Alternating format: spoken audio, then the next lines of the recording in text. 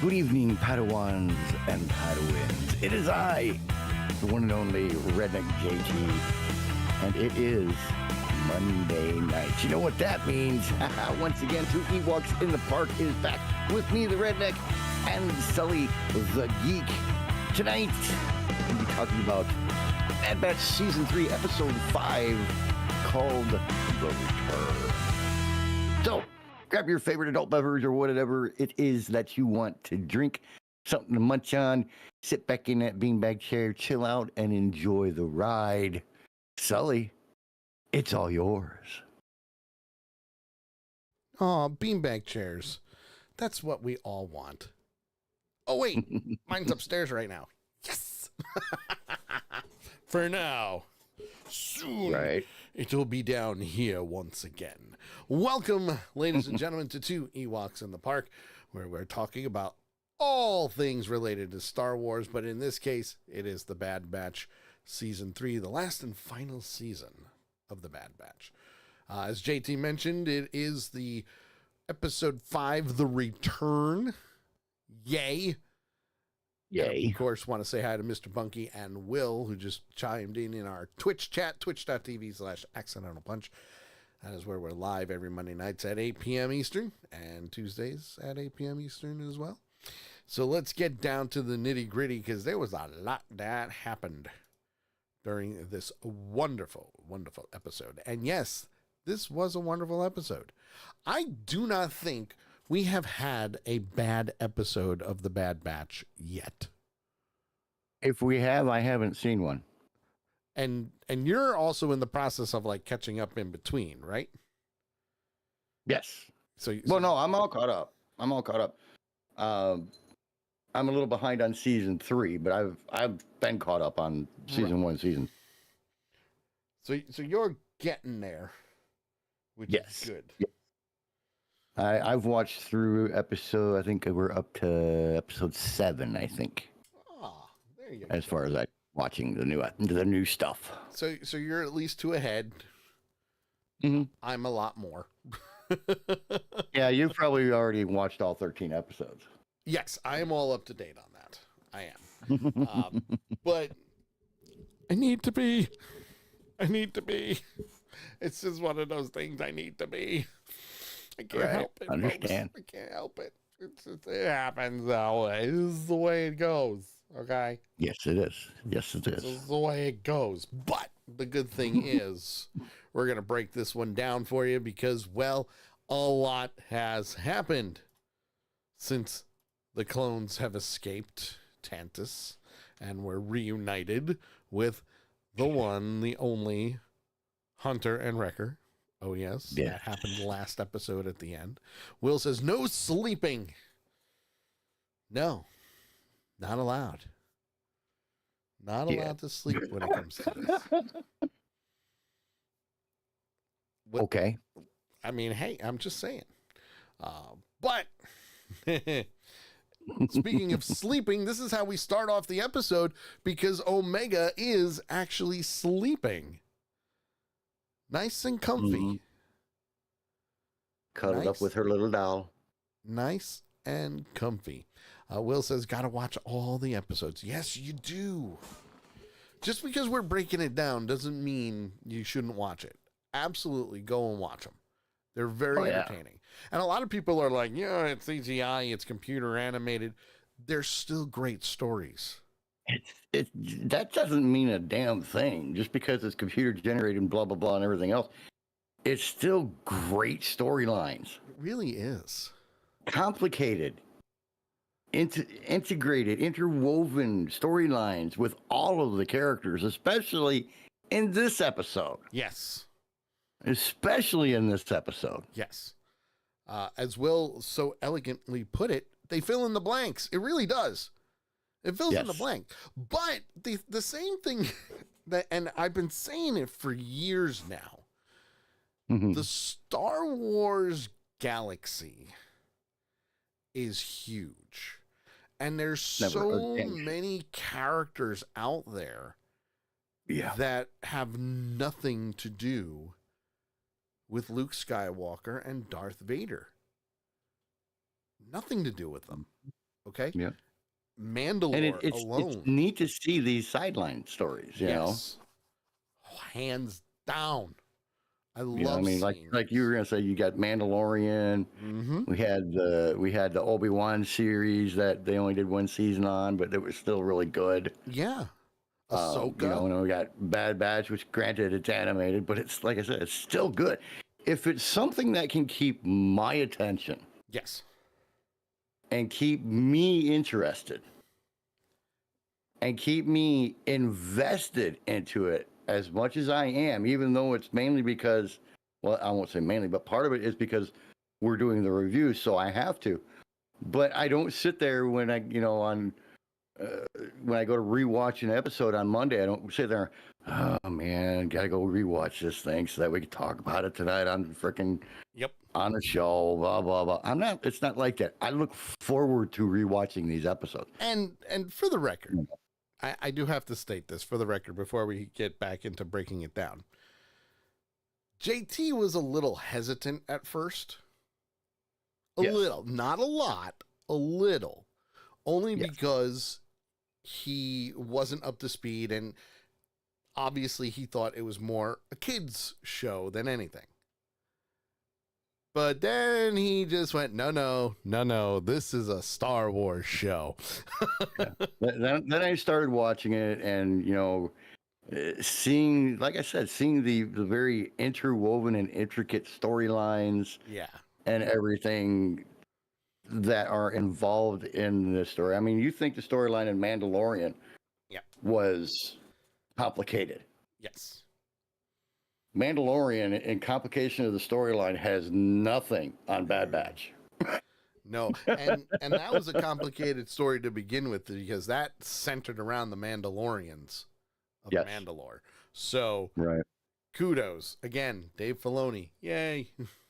And Will said same here. So he was kind of iffy about it too when he started either watching season 3 or catching up with season 1 and 2. Well, and if you go back and look, even the Clone Wars, okay? Yes, there was a Clone Wars movie that sparked the animated series, okay? Mm-hmm. But it fills in the gap between Attack of the Clones and Revenge of the Sith. Well, and that's the thing. I think that's one way that the Star Wars people were smart about the way they did things. Yes. In the past, you know, when they started coming out with 4, 5, and 6, or 1, 2, however the count goes. There's these big gaps. Yes. And now they're able to go back and say, okay, let's fill this gap. Yes. And then we'll go and we'll fill that gap. And, you know, they're playing with us. They're having fun with it. But we're having just as much fun as they are. Absolutely, we are. Seriously, absolutely. And I am. Yeah. I know. And we love talking about it. But this is where we start the episode off with Omega sleeping at her residence with Hunter and Wrecker, and she wakes up and she comes into the common room, and Wrecker does the first thing. Here's food. Eat. Enjoy. But there's one person missing, and that's Crosshair. And she goes in right away. Where is he? What's going on? Now, clearly, there's still issues between Hunter and Crosshair, even Wrecker and Crosshair, but more Hunter than anything. Wrecker's kind of like that big kid where, you know, if everything's okay with the kid, whatever. Right. And I'm going to jump forward just a hair, not very much, but Wrecker makes the statement that, oh, Jesus Christ.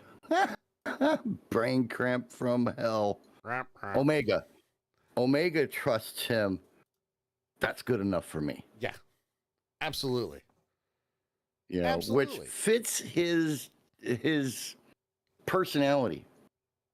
Yeah. And the way that he is. He's a very, very trusting person until you give him a reason not to. But then if you prove, you know, if you own up to your mistake, then he's right back to trusting you. Yeah, don't do that. Yeah. Don't mess with him. Because Yeah. he gonna kick your ass. That's what he's gonna do. Don't piss him off. Don't piss off the big guy. Okay. I mean, he walked around with that freaking box square rectangular ass robot on his back like it was nothing. Yeah. You know. But that's why they call him Wrecker. Right. It really is. That's why they call him Wrecker, because he likes to do things with his hands. But Will said, and I don't know if you said this already, but I'm going to repeat it. He says, one, he'll wreck your face. True. Yeah. But he also says that with the Bad Batch, that he was missing pieces and things weren't making sense. But now everything is in full circle and has answered a lot of his questions about things that have happened in the past. So, yes. Would you stop? Oreo's attacking. Not you. Oreo's attacking JT again.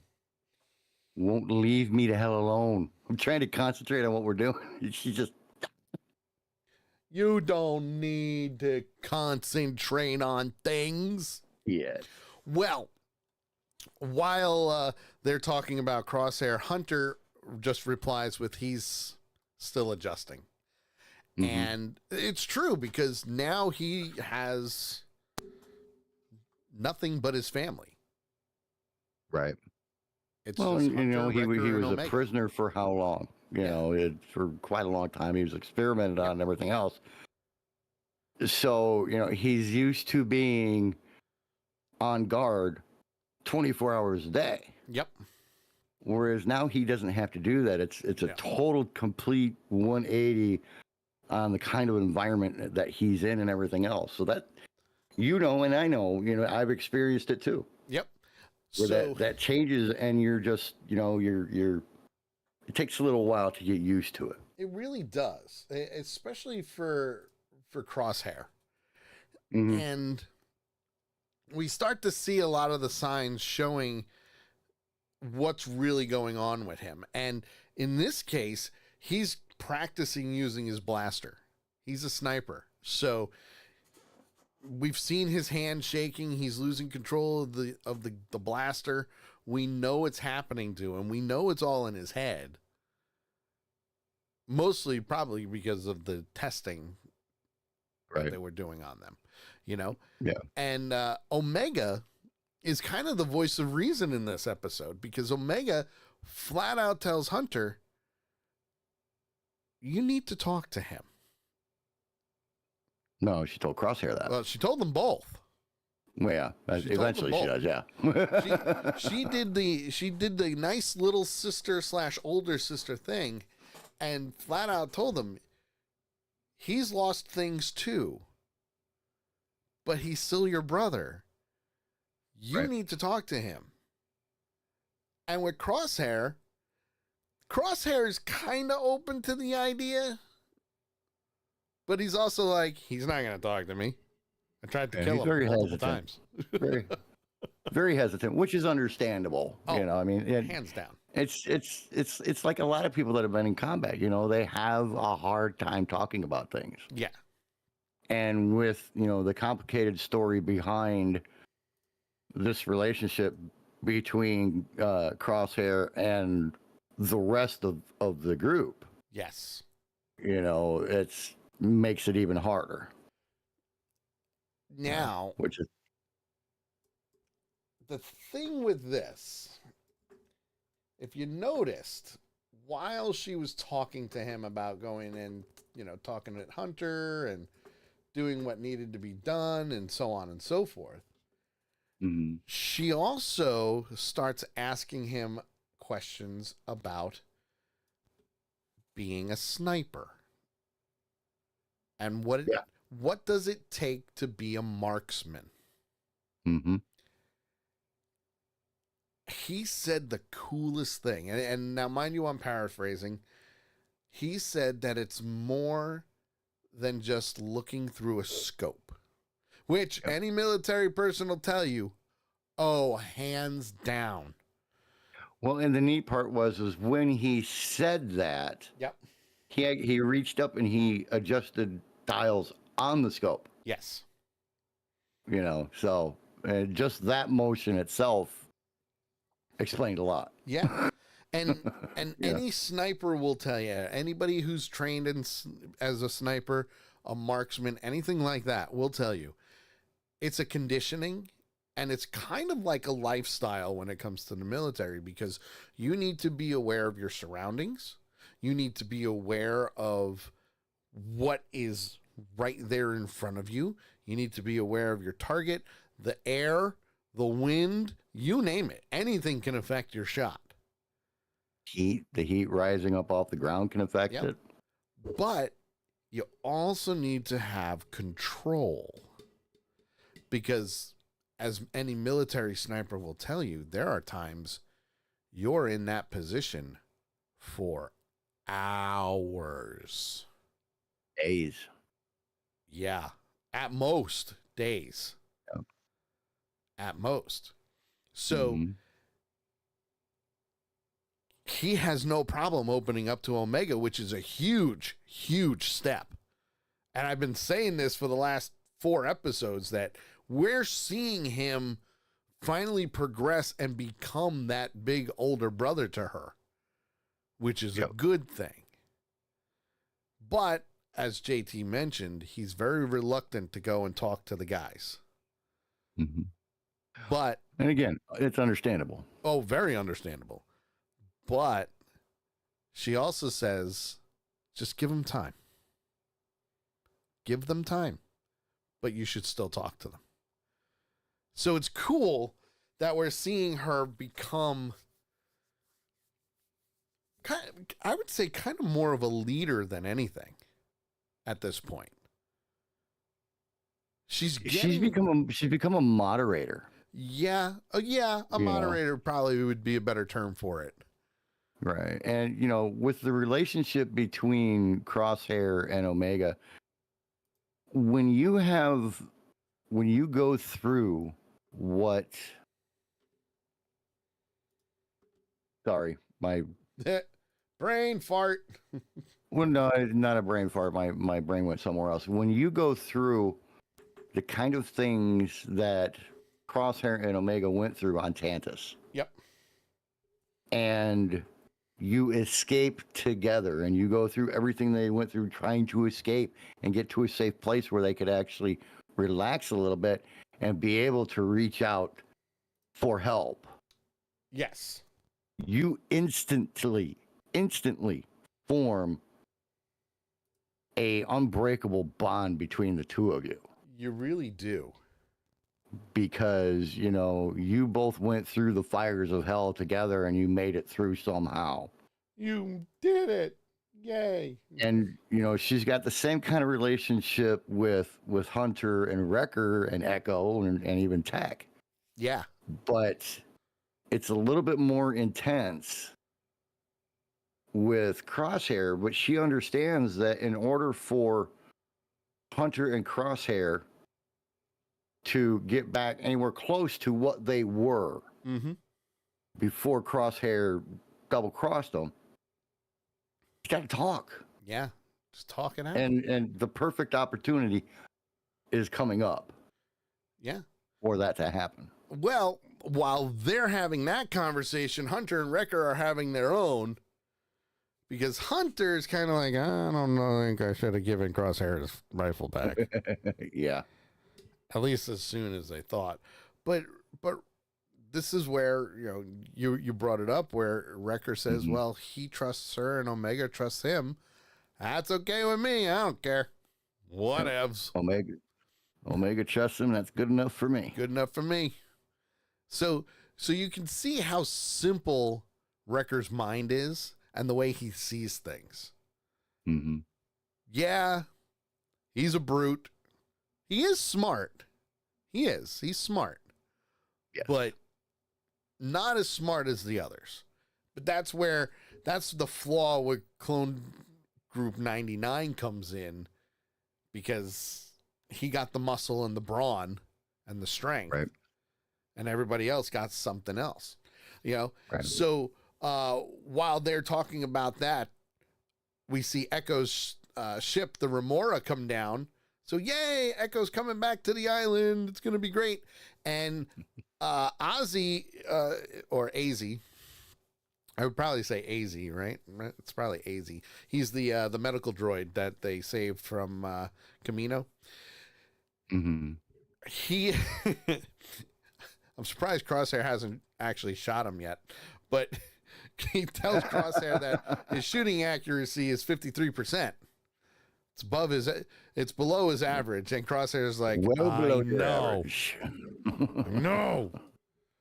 Just shut off. I know. So yeah, very interesting when it comes to that. But while Echo's landing down, the other clones go over. Omega runs up and gives Echo a huge hug, and Crosshair's, well, being Crosshair, he's grumbling. You know, it's like, I didn't get a hug. Well, he was actually sarcastic about it, but I think he said it sarcastically, but I think there was a lot of hidden meaning in him making that statement. I think there was a lot of hidden meaning in that. Yeah. And, you know, and when it comes down to it, I don't think Crosshair really trusted Echo at one point in time to begin with, but Echo is still doing what he needs to do for the rebellion that is slowly but surely being built up because, well, let's face it, if you think about it, the Bad Batch is happening right after the Revenge of the Sith, which is also happening a few years before Andor. Right. Or quite possibly same exact time as Andor. Right. So Will in the chat room said even though Omega is the youngest, actually that is incorrect. Yeah, she's actually the oldest. Omega is actually the oldest of the group. So Will, you got to remember, the clones on Camino had accelerated. Omega was there growth. when Bad Batch was born. Yeah, they had accelerated growth. And there's only technically 3 clones that have not had the accelerated growth, which I still don't believe in, but we'll get there. Boba Fett being one of them. Boba Fett is an unaltered clone. Yep. Omega, who's the second unaltered clone. And then Dr. Carr, who's supposedly another unaltered clone. I don't agree with that, but yeah, we're just gonna wing it. Personally, we're just gonna leave it at that. Yeah, personally, I don't think she's even a clone. So yeah, according to everything else, she is. I don't know. Something hasn't been revealed yet. I will admit she's a clone right now, but more than meets the eye with that one. He doesn't. He says that she's a clone, but he doesn't believe. Yeah, I don't believe it. I just don't. I want to. I do. I want to, but I don't know. Well, right. They all meet later on in the evening, and they're doing a little bit of a briefing. And Echo is Omega is briefing Echo on Tantus base. What's going on Tantus? The clone troopers being being detained and experimented on, the whole wing, you name it. And even a vault that she doesn't know what's in there, but it's there. Whatever the project they're working on is there. And Echo relies on Crosshair now because he wants to know if he has anything to add, which is not much because he was a prisoner. He didn't have the free roaming nature that Omega had. Yep.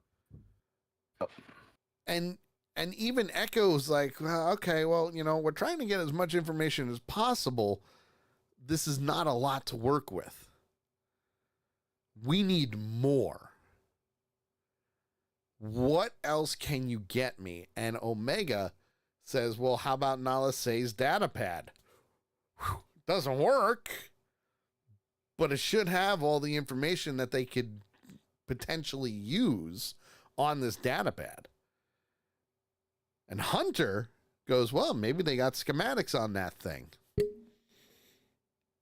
Maybe. Schematics, location, anything's possible on a data pad. And hell, you got a somebody steals your phone, you can get the location and all that good shit right from it. Mm-hmm. Even if you have your location off, you can find it. It's got its own IP address. Same thing. Same thing. And Hunter even thinks that with Echo's help, maybe they can decrypt all the Imperial encryption that they've got. But Echo goes, well, I can. But if Tech was here, he'd be able to do it in a heartbeat. So that's when Crosshair says, well, wait a minute. What about bypassing the encryption at an Imperial terminal? No, he's like, if you plug it into an Imperial terminal, yeah, you bypass it. We can bypass it, and that way we don't have to worry about the encryption. There was one comment that Echo made. Yep.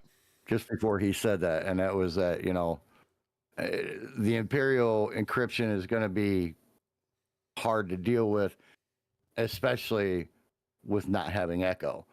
And everybody there, all five of them, when he said that, all five of their heads dropped for a second. I don't know if you noticed that. I did notice. But all of their heads just kind of dropped for a second. And then Crosshair piped up real quick that, if you plug it into a terminal, and that was really, really cool to see that though. Yeah. It just goes to show that, when you lose somebody like that you've been through so much with, yeah, and you're that tight with, they're always in your thoughts no matter what. And you're like, I still don't think he's dead. Yeah, I mean, I still don't think he's dead either, but at the same time, I'm like, he probably really is dead. I don't want him to be, but he is. There's a comment coming up that kind of caught my interest, I'll say, when it was said, but it's a little further into the episode. Yes, it is. Well, this point in time, everybody's like, okay, well, Hunter, Echo, Crosshair, we'll go scout the facility. Wrecker and Omega, you'll stay here. And Omega's like, no, I'm going. And Hunter, and personally, I understand why Omega was upset with this. But Hunter flat out said, I can understand both sides. Hunter flat out said, we just got you back. You need to stay here. The Empire's looking for you and Crosshair. Crosshair can, yes, defend himself, and yes, Omega can defend herself too. But when push comes to shove, it's her protection that he's more worried about. Right. Which that was a total Big Brother thing. That was and you need to chill. Omega had a good point back at him though. Yeah. He's like, yeah, we just got back together and now you want to split us up again? Yes. I had to leave all of those clones. I have to do this. Yeah. Well, and nobody had a response to that. No, they really didn't. Which was a little harsh, I'll say. But at the same time, she also feels bad of all the clones that were left behind. Right. And she wants to do this. She's feeling a lot of guilt because she couldn't save them all. Yeah. Which I get. Don't get me wrong. I get it. Her heart is pure. Mm-hmm. Those are her brothers.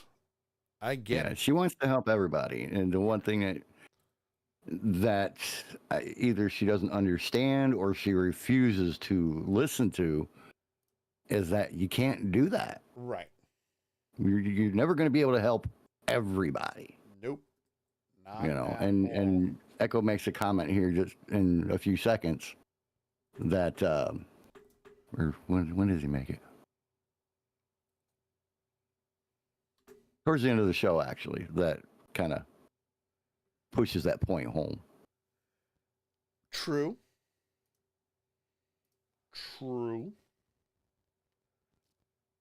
I can see that. He does. But we'll get there. Right. Because later that night, Omega's packing the ship, helping them with all their supplies and everything.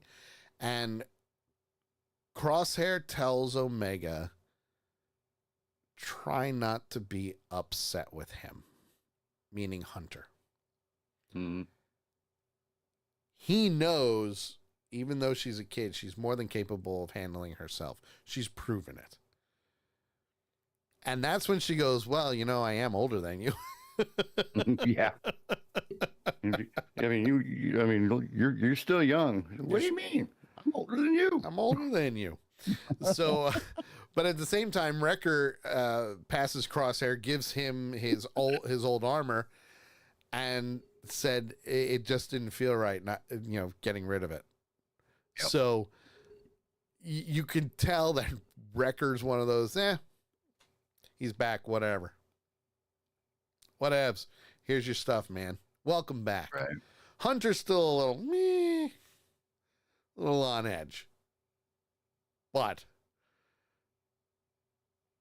the cool thing is Omega and Batcher got to go. They got to go with them anyway. So they returned back to Barton 4.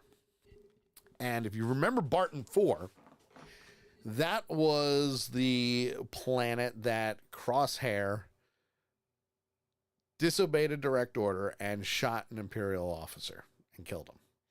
So makes sense that they're going back there because they know, one, it's deserted. Two, the Empire probably left all their shit there.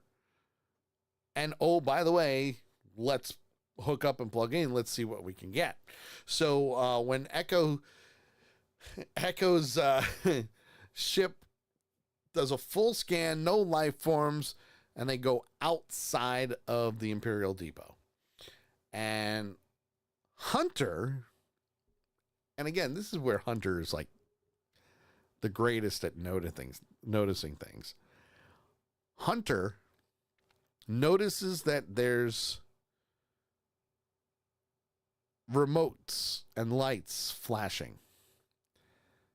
And he thinks that's sensors. Yeah, all these sensors, it's not abandoned. And he asks Crosshair, did he have unfinished business on the planet? And Batcher starts going insane because of those sensors. Yeah, he asked him, what the sensors were for. And Crosshair's like, well, it was for, forewarning of, rebel bands that were out there trying to, sneak into the base. The problem that they had at the beginning. At least that's what he was told. Right. And then Hunter's like, well, there's something you're not telling us. Right. I feel like you're leaving something out. I think was close to his exact wording. So tell me, damn it, what is the issue? Yeah, that's coming up. It's coming up, all right. So when they ask about the sensors and the raiders, Crosshair responded that all the raiders had been eliminated. And he was a part of that group that did that. So now Hunter and Crosshair are arguing. They're going back and forth. Okay? Yeah. I had to laugh because, well, how do you know that? And Crosshair's like, why do you think? Why do you think? Duh. Hello. It's really cool watching these two Type A personality people Oh yeah, they're going at it. Just going at it between the two of them. It's cool watching it, but at the same time, it's kind of sad because you know the relationship that they used to have. yeah. Oh, And well, everything, so. absolutely. And don't get me wrong, Hunter doesn't trust Crosshair at all. Doesn't trust him at all. But Echo actually gets in between the two of them before it escalates and gets bigger, saying, chill out. Let's worry about what we came here to do so we can leave. His exact words were, kill each other later. Yeah, kill each other later. which again... Great line. Great line. Again, that's a big brother thing. Yep. This is one of the funniest lines of the show. Look, kill each other later. We got work to do. Listen, I'll throw you into the Thunderdome and do whatever you need to do afterward. Let's get this done. Right. We got the boxing gloves in the garage. And let's get this done first. And even Omega is like, Crosshair, don't argue, talk. I told you to talk to him, not argue. To him, not argue and fight. And that's when and here's the kid. Yeah. Oh yeah, here's the kid. Because Crosshair's like, well, he started it. I'm like, and there it is. Yeah, I just said it. He said that, and I'm like, oh my God. I reacted the same way that Omega did. She's just like, really? Like, come on. Turned around and walked off. Really? So, while they're Funniest part of the episode. So now they're trying to get into the base, and with Batcher's help, Batcher finds an entrance, and they start digging so they can actually get in. And in this case, they actually find multiple terminals, but the power's out. They have to turn the power back on. The sensors have depleted all the energy that's out there, and Echo says, all right, well, we need to get power to here. We need the power in order for us to read it and see what's going on. So Wrecker asks a valid question, very valid question. Why would they just abandon the base and leave everything here? And Crosshair, yep. I loved his response of, it outlived its purpose. Yep. And what did Echo say to that? Heard that before. Yep. Which is true. Yeah. I mean, how many bases? There's been an abandoned base in almost every single one of these episodes. Yeah. So, it's obvious that it's something that they do. They build a base for a certain purpose. They meet that purpose, and then they don't need it anymore. So they just like, yep. Leave it. But while that's happening, Crosshair is kind of just walking around, and that's when he sees the discarded helmets and armor of clone troopers. All the clone troopers that were stationed there. And he takes one of the helmets and he just puts it on a crate. And Hunter just watches him do it from behind because he's keeping an eye on Crosshair. He doesn't trust him at all. Mm-hmm. Right. At all. Omega, which again is understandable. Oh yeah. But you can see how Crosshair is actually hurt. He's hurting. Mm-hmm. Well, this was his squad. Yeah. If you think back, these are the people. I want to say it was episode 2, maybe 3, but these were the guys that he was out there fighting the raiders with. Yep. And everything, and this was the guy that saved him, and then he tried to save his life during that really bad snow squall. Yes. And they got back. This is the helmet that he picked up was the guy that he killed the Imperial officer over. Hmm. So he's finding their helmets, and he's out of respect. He's placing their helmets up on top of these boxes. That's right. Instead of just in this disrespectful pile. Yep. That they were in. So at the same time, Omega is powering down the sensors so they can at least get power diverted to the main building and get everything started up so they can read the the data pad, and it's successful. Echo's able to learn about the clone troopers, what's going on Tantus, you name it. He's pulling as much information as possible. However, something's going on outside. It had one little earthquakes. A little rumbly tumbly in the belly type of thing. Rumbly tumblies. Yep, a little bit of rumbly tumblies. Because with the sensors being down, something is driving Batcher nuts. Because Batcher is now trying to warn them of something because, animal instincts. Mm-hmm. So Crosshair goes outside to investigate to see what's going on. While he's going out there to investigate, Echo and Omega are working together. They're trying to transfer as much information as possible. And Crosshair and Hunter are outside together. And they talk. Not just talk, but Hunter blames Crosshair for not telling the truth. He's withholding information. And Hunter says, what did you do to have a fallout with the Empire? Yeah, what put you on the bad side of the Empire? And do you remember his response?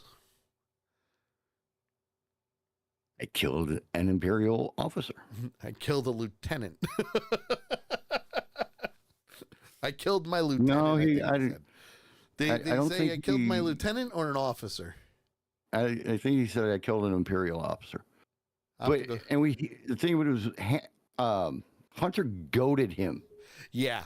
Into finally answering about what was with this base and him. What was the tie-in? Yes. He's like, what happened that finally put you on the bad side of the Empire? Did you double cross them like you did us? Yeah. And he's like, no, I did this. He's like, yeah, I double crossed them, but only after they double crossed me. Yes.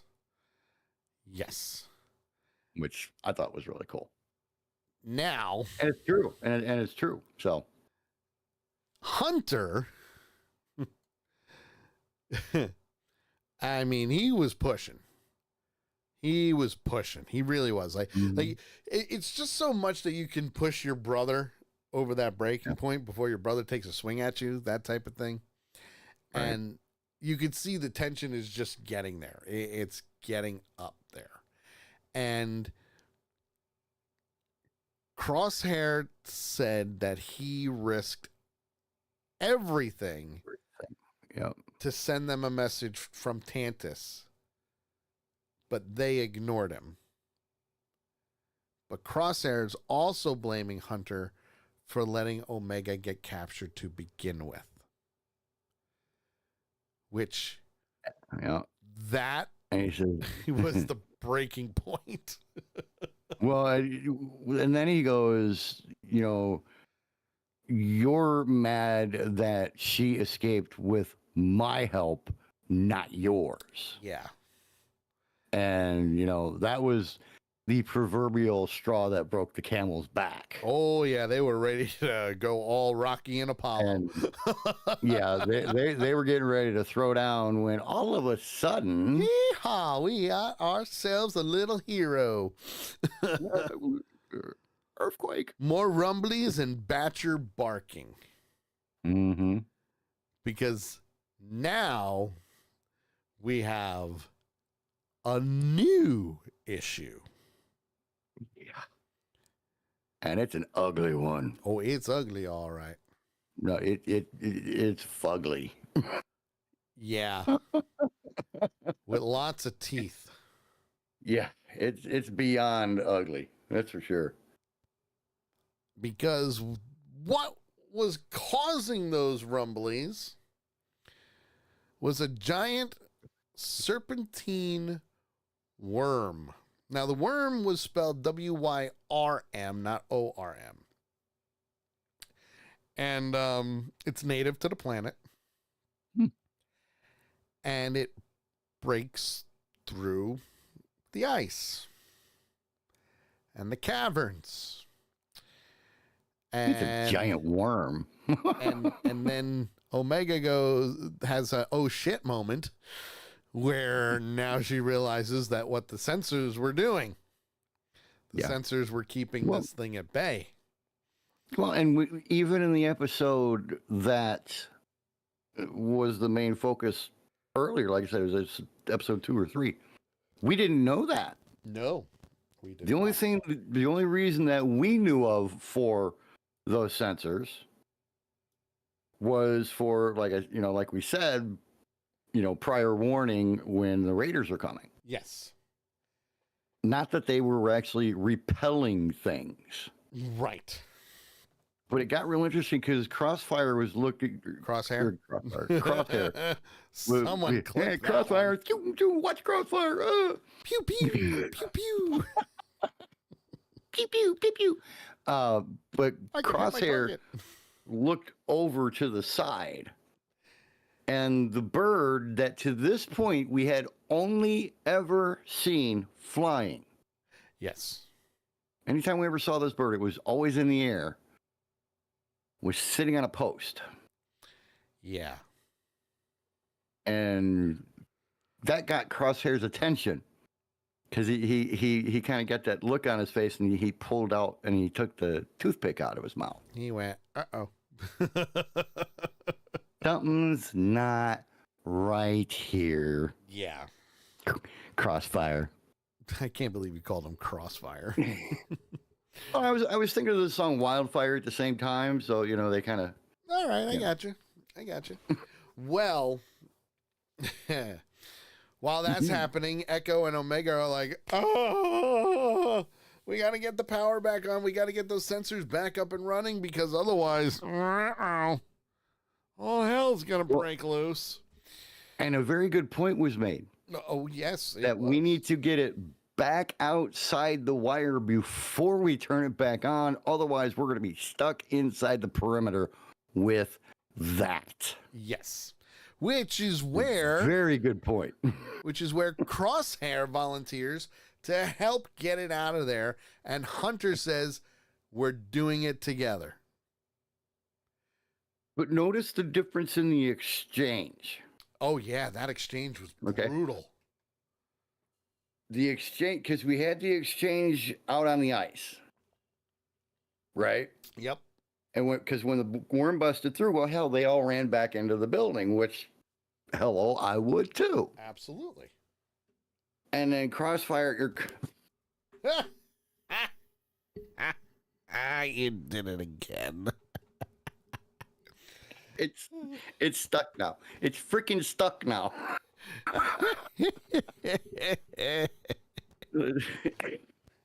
Like you said, Crosshair volunteers to. Will says it's only a big worm, with big ass teeth.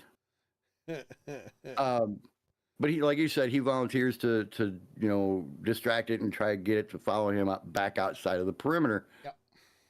But when Hunter says, "Not by yourself, I'll go with you," the body language and the tone in Hunter's voice was different.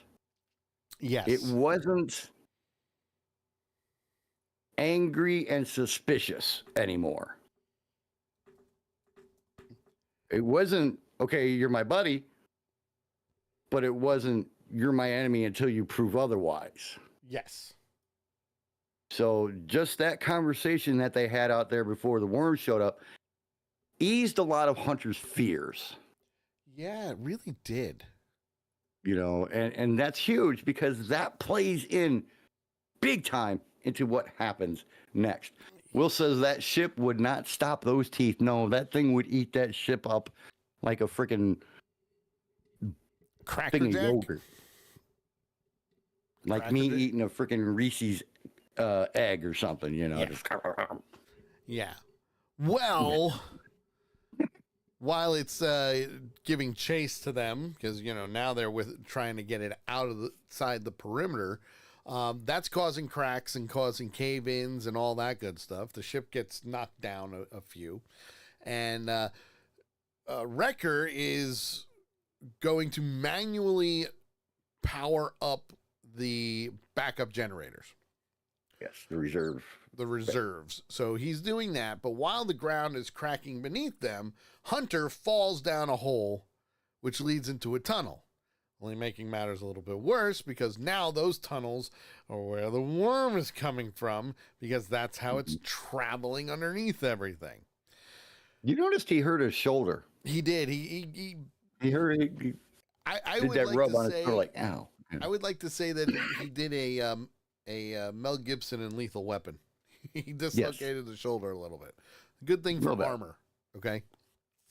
So while Wrecker's looking around for the fuse box to get the power back up, Echo tells Crosshair that the worm is pursuing him and Batcher, who are now out and trying to do what they need to do. And Crosshair decides to take a stand and take shots at the creature, causing it to get pissed. Well, it did something weird, because normally when it chases underneath. Yes. Even if it's not very far underneath, because you can see where it's burrowing in several times in this, it comes up on top of the ice instead of staying under, and Crosshair actually hits it in the mouth. Yeah, right in the mouth, square in the kisser. Which pisses it off, and he literally says, I think I just pissed it off some more. Yep. Good for you, Crosshair. Well, it's going to make him chase him. Well, yeah, absolutely. And so, while that's happening, Wrecker finds the fuse box. He's in there. He's doing whatever he needs to do to get that up and running. And Crosshair and Batcher are now at the perimeter. And Batcher actually begins to dig a hole through the ice. It was neat how Crossfire worked with Crosshair. Batcher. Crosshair. Did I say Crossfire again? Yes. Damn it. I don't know why I'm doing that. I'm gonna have to cut these up tomorrow just for that. I don't know why I'm doing that. But it was neat how Crosshair and Batcher actually worked together to dig this hole. Yes. So that they could get to Hunter. Yes. And eventually he uses his rifle to break through the ice, and Omega is telling Wrecker how to activate the fuse panel so we can restore power back to the sensors. Hunter is running underground with the worm close behind. Hat on his tail. Which, if you think about it, it kind of reminded me of Tremors. Only a much bigger graboid. Yeah, that was one of the things that I thought about.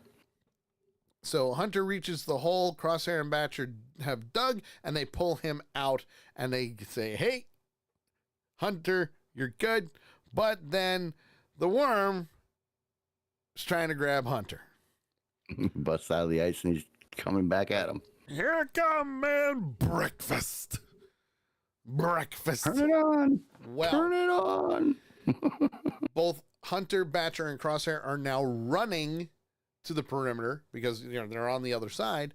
And once they get to the other side, power is reactivated, and the fences go up, and the sonic wave irritates the worm so much that it goes away. Well, actually, it stopped cold and yelled at him. Yeah, pretty much. I mean, it did. They were face to face with looking at each other, and then the worm went away. But it's like, what? Damn it, I had you. You damn meddling kids. I would have gotten away with it too. You caught that, did you? I did. Well, damn it, I had my lunch. With the three of them, we will meet again. Yeah. Not wrong, man. Well, I'm coming back for you. with the three of them at the perimeter, scares the worm away. Hunter and Crosshair are now walking back, and they're good to go. They've made peace with themselves. And that's just it. After the worm went away, they showed Hunter and Crosshair and Batcher sitting there, recovering a little bit. And, Hunter looks at Crosshair, Crosshair looks at Hunter, and they just kind of nod at each other like, yep, we're good. We're good, man. We're good, man. Like, totally, dude. Yeah, we did. It's amazing what working together with somebody, and not even the fact of saving somebody's life. Yeah. Not counting that, when you go through a stressful situation like that, and it's you and him or you and the other working as a team. Yeah. Proving to the other one that you are part of that team again. And hey, we are somebody he can trust. That's the beauty of it. It was hey, we can do this. Yeah. So as they're walking back, their mission's done. It's completed. They did what they needed to do. Wrecker gives them a big hug. Wrecker's a hugger. You'll just have to go with him on that one. Always has been. He's been like that since episode 1 of season 1.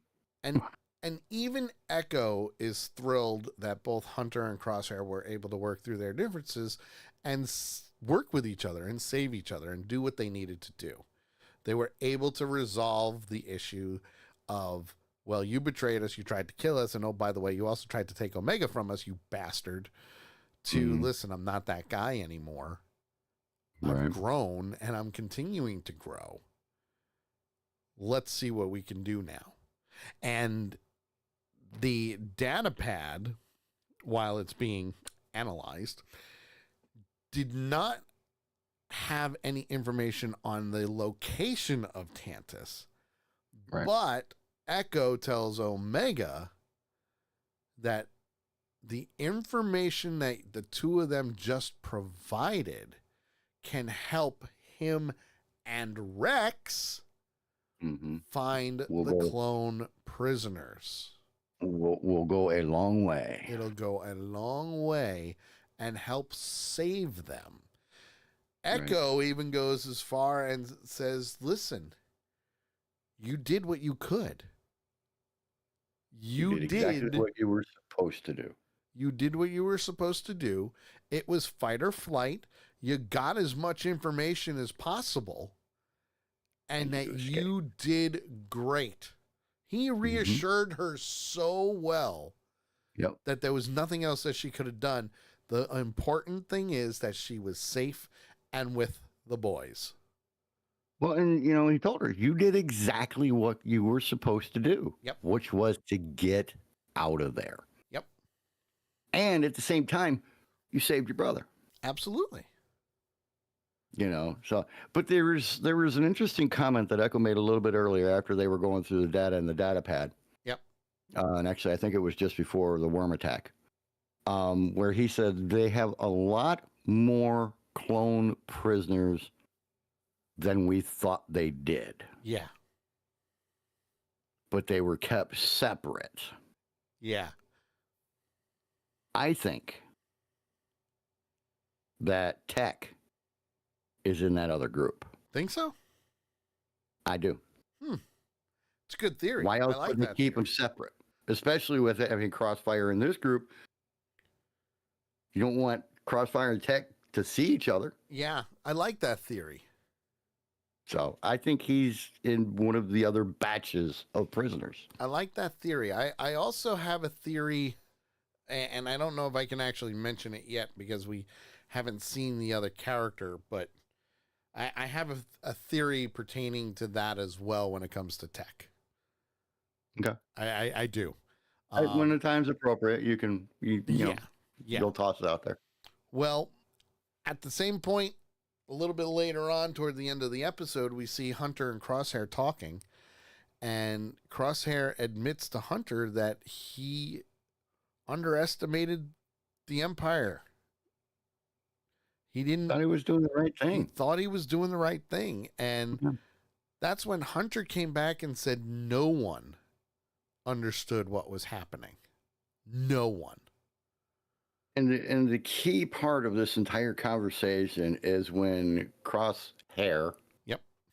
I almost said it again. Yeah. When Crosshair says, "I made mistakes," Yeah. and Hunter didn't go, "Yeah, you did," or any smart ass thing like that. He did what a brother would do, and says, "Hey, we all make mistakes. All we can do is keep going and try to do better." Absolutely. That right there, the issues of what happened in the past are gone. Yeah. Yeah. With Well, that. I mean, if you think about it, they're part of the Bad Batch. They were following orders that they don't really follow. They do what they need to do. They beat it they go to the own beat of their own drum, Yeah. So yeah, you're gonna have regrets. You're gonna have regrets. Hunter's biggest Technically, you're not regret, supposed to because you're clones. You're not Yeah. supposed to have feelings. right? But they're evolving. That's Yep. the thing. The clones were evolving and they were getting these feelings and they understood right from wrong. And should I question this? Because Mhm. they were programmed to be obedient. But eventually it was going to go away. Yep. So we see the bird screech, that same bird that was flying around before, and they get on Echo's ship and they leave. And Yep. that's They the look end of the up, he episode. sees the bird, and Yep. Now, you wouldn't think that just a bird flying around would have so much meaning. I think it has more meaning than we think. I think so too. I feel like we've seen this bird before, We have. and I don't mean previous episodes. We have. We have. When have we seen it before? Clone Wars. Okay. With Ahsoka. Hmm. We've even seen that same bird Image. in the Ahsoka series. Okay. Yes. And again, it was always in the air. It was never on the ground. As a matter of fact, we first see it in the Clone Wars where Ahsoka and Rex crash land the starship and the entire clone battalion is killed. But Gotcha. we see that bird flying overhead with Darth Vader, but we also see that earlier on in the Clone Wars as well. I'll have to find the actual episode that it happened in, but it's there. We've Right. seen that bird before. Oh, yes. Yeah. We have. And there's just something about it because, every time that we've seen it before, it's always been up in the air. The one time it was on the ground, Yep. there was a problem. Oh, yeah. The one time it wasn't flying, you had the worm. Yep. So is the bird kind of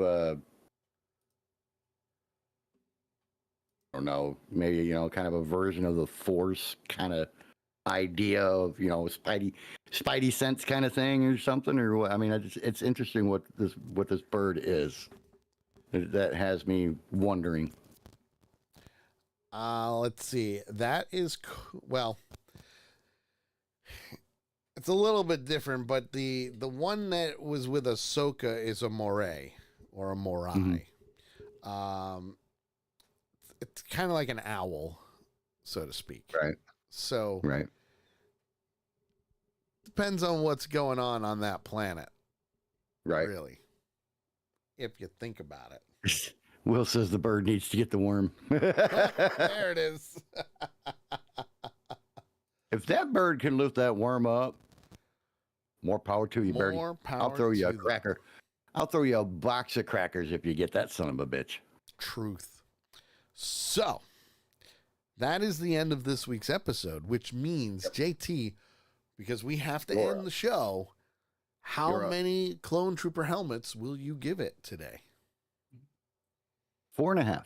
Nice. 4.5. That's a nice one. A little bit more conversation between Yeah, you almost did it again. Crosshair and Hunter. Might have brought it up to a 4 3/4, but Okay. 4.5. All right. You know what? I'm going to go with 4.5 as well. I am. Same page. Obviously, the dialogue between Hunter and Crosshair would be great, but I liked the tension between the two, and I also like how they came together. Will is giving it a 4.5 as well, so we're all on the same page here. Lady Death, I'm not sure what she's giving it.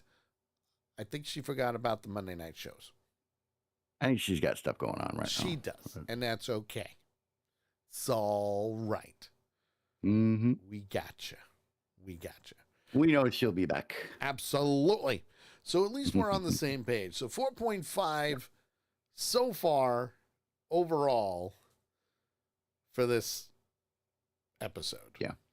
I have a feeling this is going to be a very high rated season for the Bad Batch. Yeah. I mean, overall right now I'm sitting 4 4.25 for an overall rating right at this point. That's not bad. Not bad. Not bad at all. It's hard to be that high with me. Yes. And we're not even halfway through yet. Series. Right. Because I think there's 16 episodes. I think there's 16 episodes for this season. So, yeah, I mean, and it is it 16 or 13? I think it's 16. Let me look real quick. Go ahead and do your outro. I'll tell you right now, because I have it. I have it right here. Season 13 has 15 episodes. 15 episodes, which means we're almost done with the season being aired. So yay. But boo at the same time. Yeah, season two was 16 episodes. Yeah. And season 3 is 15. Yep. And I have a feeling I have a feeling that episode 15 is going to be an hour-long episode. So it's the final episode. They need to do something. They got to do something good, and they will. I have my prediction of what I think is going to happen, but we'll just leave it at that. Yep. All right, my friends, that is the end of this week's Two Ewoks in the Park, which means we'll be live next Monday at 8 p.m. Eastern, where we'll be tackling episode 6, Infiltration. Ooh, yes. Infiltration it is. So, don't forget to tune in tomorrow at 8 p.m. Eastern right here on Accidental Punch TV for The Sully Show for JT the Redneck who can't get Crosshair right. I don't know where the hell that came from. I really don't, and it's going to plague me for the rest of the time we're doing this damn show. Got that right. He is the Redneck, and I am Sully the Geek. Thank you very much for tuning in tonight. We will see you tomorrow for The Sully Show. Stick around. We'll see you later. Have a great night, everybody, and may the Force be with you. Yep. May the Force be with you.